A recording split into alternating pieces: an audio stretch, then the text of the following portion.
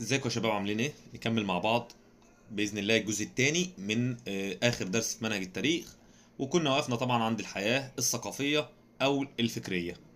خلال العصر الروماني ظلت الإسكندرية مركز للعلم، كان بيجي لها طلاب العلم من كل مكان، وازدهر فيها الكثير من العلوم. في علوم كتيرة تقدمت في الإسكندرية، واحتفظت اسكندرية بشهرتها طبعا الكبيرة ومكانتها في طلب العلم، زي مثلا علم الطب، الهندسة، التاريخ، الميكانيكا، الجغرافيا، الفلسفة. كل دي علوم طبعا كانت قوية جدا في اسكندرية. ومن أشهر الفلاسفة هو واحد اسمه أفلاطين. أفلاطين ده هو أشهر فلاسفة مصر في العصر الروماني، ابن مدينة أسيوط. طبعا مصري من مدينة أسيوط في القرن الثالث سنة 300 يعني ميلادية. واقتصرت الدراسات الأدبية على نشر وشرح الأعمال الأدبية القديمة، يعني كانوا بيتكلموا على الحاجات بتاعت زمان عندهم، الحاجات بقت بتاعت المسيحية وقبل المسيحية والكلام ده. وفي نفس الوقت كانت اسكندرية برضه هي ميناء تجاري مهم جدا على ساحل البحر المتوسط. فتقدر تقول ان اسكندرية كانت لها مكانة تجارية قوية جدا، علمية صحيح برضه قوية جدا. من اشهر بقى الحاجات اللي اتدرست في هناك او في الفترة دي هي المدرسة المسيحية بالاسكندرية. المدرسة المسيحية دي كان لها دور كبير جدا في إسراء الحياة الثقافية، في تقدم الحياة الثقافية وانتشار الأدب القبطي. في الوقت ده اللي الأدب اللي كان عبارة عن شكل مواعظ تتعلق بالأمور الدينية، حاجات كده كانوا بيحكوها للحث على الفضائل ومكارم الأخلاق، زي مثلا قصص القديسين. كانوا بيتكلموا بقى على القديسين اللي هم عندهم من زمان. كمان عندي شرح الكتاب المقدس، تراجم سير شهداء الأقباط، كانوا بيتكلموا على الشخصيات يعني الأقباط من زمان عندهم. فتقدر تقول ان المدرسة دي ركزت على حاجة معينة، وهو الجانب الأخلاقي أو الجانب الروحي. عايزة تحسن من أخلاقك، تخلي علاقتك كويسة، أخلاقك كويسة. كمان لكن للأسف لم يدم ازدهار منشآت الإسكندرية الثقافية والعلمية طويلا. المنشآت دي اتدمرت كلها. ليه؟ بسبب تدمير الروم للمدينة عدة مرات، دمروها أكتر من مرة. حتى دار العلم والمكتبة، الجامعة والمكتبة بتاعت اسكندرية اتدمرت هي كمان بسبب ثورات المصريين ضد الحكم الروماني، وبسبب سياسة الرومان، لأن هم السبب أصلا من البداية. هم اللي عملوا المصريين كويس، فخلوا المصريين يعملوا عليهم ثورات، فكانوا بيتصدوا للثورات طبعا بالفوضى والقوة والإرهاب كمان ضدهم. كمان عندك اشتملت الأديرة في مصر على مراكز علمية ممتازة لعلوم الكنيسة، كانت بتعلم حاجات كتير. وقام الرهبان اللي هم رجال الدين بدور كبير جدا في نسخ المخطوطات، ومن أهمها الكتاب المقدس وقوانين الكنيسة، وده بسميه جانب ثقافي. يبقى ممكن نقول مثلا إن الأديرة في الوقت ده كان ليها دور ثقافي، اللي هو عن طريق نسخ الكتب المقدسة.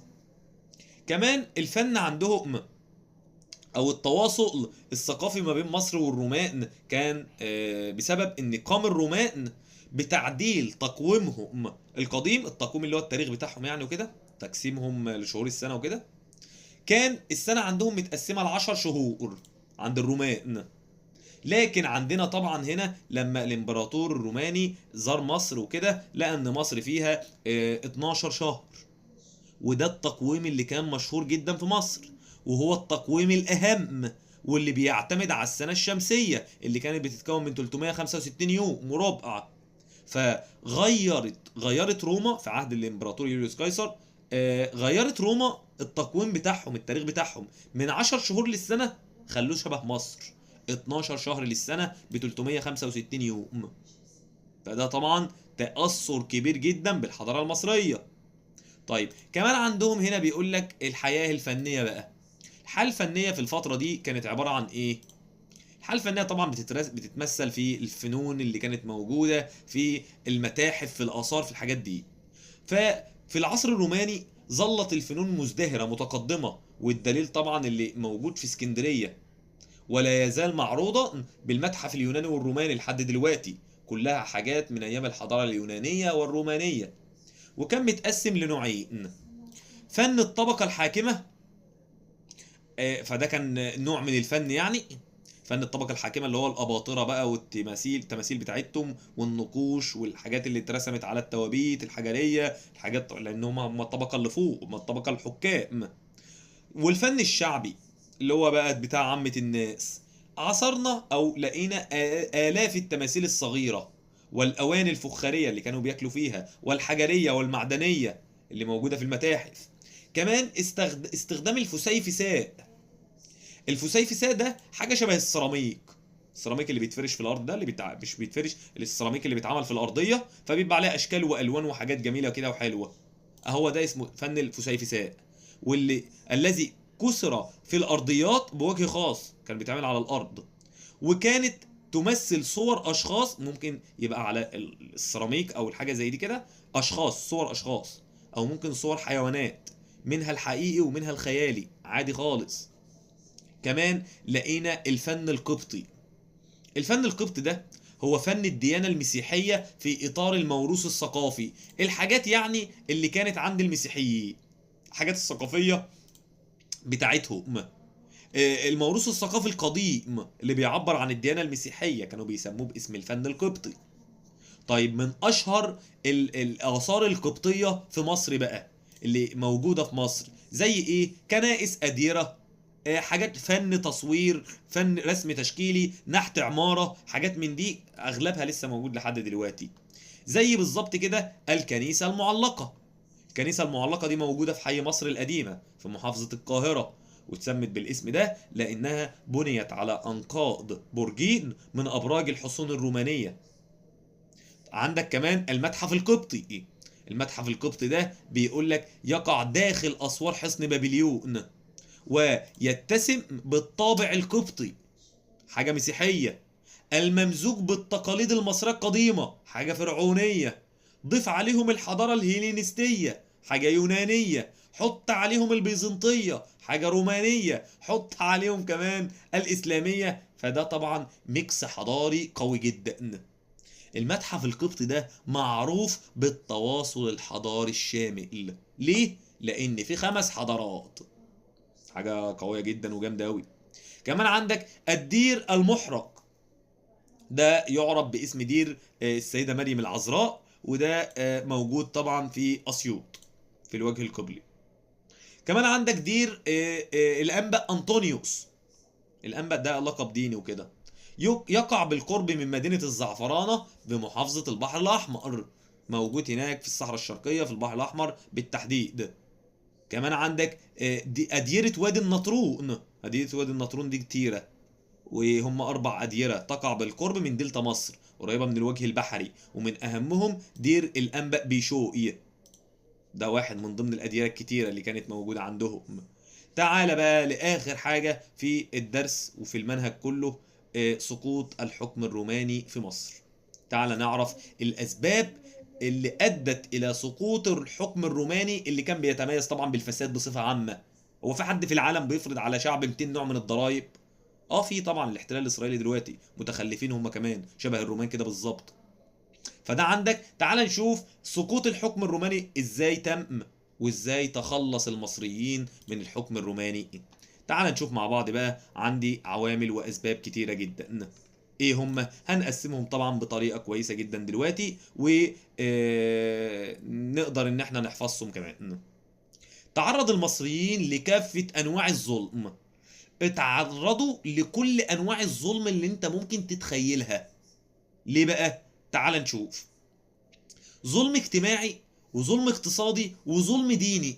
هنقسمهم دلوقتي. اول حاجة تعالى بس نشوف كده. اول حاجة استبداد الحكام وظلمهم واستنزافهم للموارد الاقتصادية. كانوا بيعاملوا المصريين معاملة وحشة، وبيظلموا المصريين عشان ما كانش لهم حقوق، واستنزاف موارد مصر الاقتصادية زي عن طريق القمح اللي كانوا بياخدوه من مصر ويبعتوه لروما. طبعا ما في ظلم كبير. تاني حاجة النظام الإقطاعي، اللي هم كانوا بيعتبروا ان الأراضي دي كلها ملك للإمبراطور، والإمبراطور كان قاعد فاكرها الأرض بتاعت أبوه بقى، فقاعد بيوزع منها للمقربين منه وللمحاربين وللناس دول ولغيرهم أيا كان. يدي شويه فدادين، انت تاخد 10 فدادين، انت خد لك 100، انت خد لك 200، انت ايه ده، انت من الفرسان حبيبي تعالى خد لك 300 فدان، وهكذا، كانه بيوزع من ارض ابوه. كمان عندك فداحه وتعدد الضرائب المفروضه على المصريين، 200 نوع من الضرائب، خدمات الزاميه، كل ده، واستخدام العنف كمان في جمعها. أربعة، اعتبار المصريين طبقة أقل، كانوا بيعتبروا أنت مصري، أنت الطبقة الخامسة في المجتمع، أنت تشتغل وما تفتحش بقك. أقل تعمل في سبيل إرضاء الطوائف المميزة، طبعا شغالين عند الرومان وعند الإغريق وعند اليهود وعند الجماعة دول. فده طبعا كل أشكال الظلم عانى منها المصريين تحت الحكم الروماني. ممكن نقسمهم مع بعض؟ ممكن نقسمهم مع بعض. تعرض المصريين لظلم اجتماعي، حيث اعتبرهم الرومان طبقة خدام، انتوا شغالين عندنا، ده ظلم اجتماعي. تعرض المصريين لظلم اقتصادي، عن طريق ان اعتبر الرومان مصر هي مخزن القمح الدائم. تعرض المصريين لظلم ديني، حيث حرموا من ممارسة حريتهم الدينية بحرية. كل ده ترتب عليه قيام المصريين بالعديد من الثورات، وحاجة كمان اسمها المقاطعة السلبية. تعال نعرف تفاصيلها.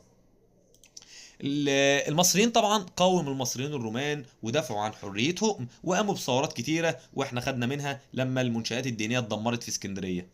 كمان هجرة القرى وترك الحقول لإهمال الزراعة كوسيلة سلمية لمحاربة الروم. انتوا يا جدعان انتوا محتاجيننا في ايه؟ المصريين بقى، بص بقى ليه المصريين لما يشغلوا دماغهم بقى. الرومان دول محتاجيننا في ايه؟ محتاجيننا ان احنا نزرع قمح عشان نبعت لروما. طب ايه رايكم ان احنا مش زارعين وهنسيب الاراضي وخلوا الشعب الروماني بقى بتاعكم ده يغور في داهيه يموت؟ دي اسمها مقاومه سلميه، او ممكن نسميها مقاومه، المقاومه السلبيه للاراضي. السلبيه يعني انا مش هحاربك، بس انت عايز مني ان انا ازرع واهتم بالارض الزراعيه، انا مش عامل الكلام ده، ايه رايك بقى؟ وبيقول لك بسبب ده استمر الوضع لحد ما جاء طبعا الفتح العربي الإسلامي على إيد سيدنا عمرو بن العاص في القرن السابع الميلادي، على يد القائد عمرو بن العاص، اللي ادى للمسيحيين حريتهم الدينية والاقتصادية، وده كان أهم حدث في تاريخ مصر.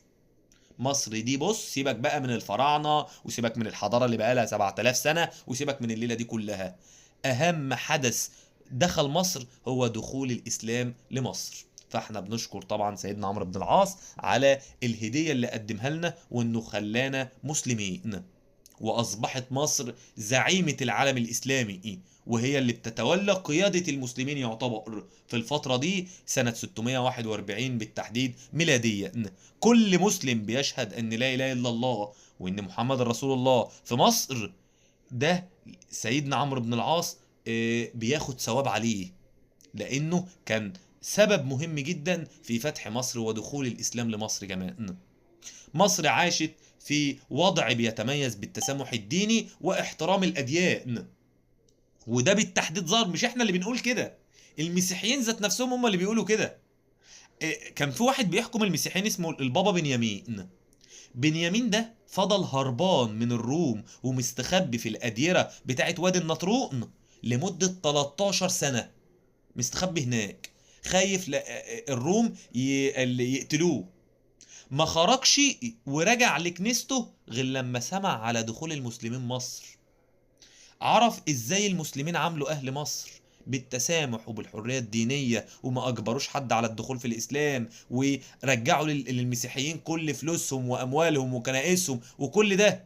فلما سمع عن اخلاق المسلمين وان سيدنا عمرو اداله عهد بالامان، خرج من مكانه ورجع للكنيسة بتاعته في مصر، لان الرسول عليه الصلاة والسلام وصانا باهل مصر خيرا، فقال اذا فتحتم مصر فاستوصوا بالقبط خيرا، عاملوا اهلها كويس.